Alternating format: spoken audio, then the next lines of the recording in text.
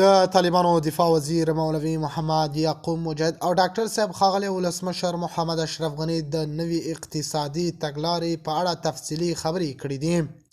د تان ټي وي چینل درنو لیدونکو سلام، ستړي مشئ، وخت مو په خیر. هیله لرم چې جوړ او روغ به یې. په سر کې یادونه کوم که تان ټي وي چینل مو نوي سبسکرایب کړئ، په درنښت سره تان ټي وي چینل سبسکرایب کړئ. په خبرو کې دواړو موافقه کړې چې افغانستان باید د سیمې سوداګري مرکز شي، خو د دې لپاره د پوځیانو، سیاستوالو، اقتصادي کارپوهانو ګډ همکاري ضروري ده.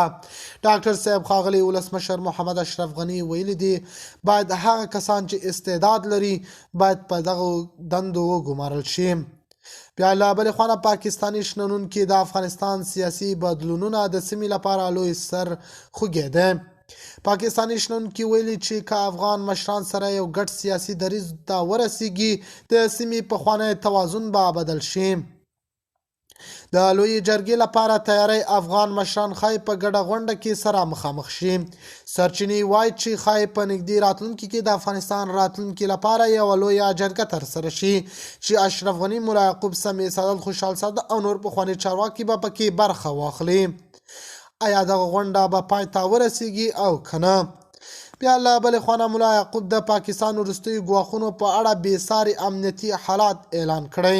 سرچینې وایي چې د ملا یعقوب د پاکستان لخوا د پولو پر اوږدو تازه فشارونه، ډزو او ګواښونو په غبرګون کې د لوړو امنیتي وضعیت اعلان کړی. هغه ویلي چې طالبان نور د پاکستان د فشار په مقابل کې چوپ پاتې کېدلی نشي زغملی، او که اړتیا شي د پولو د بشپړې دفاع لپاره به ځانګړي ځواکونه ځای پر ځای شي. د تان ټي وي چینل درنو لیدونکو دا او زموږ ته د مهال چمتو کړی خبر د نورو مهمو خبرونو لپاره تان ټي وي چینل په درنښت سبسکرایب کړئ. د الله په امان، تر بیا خیر چارې.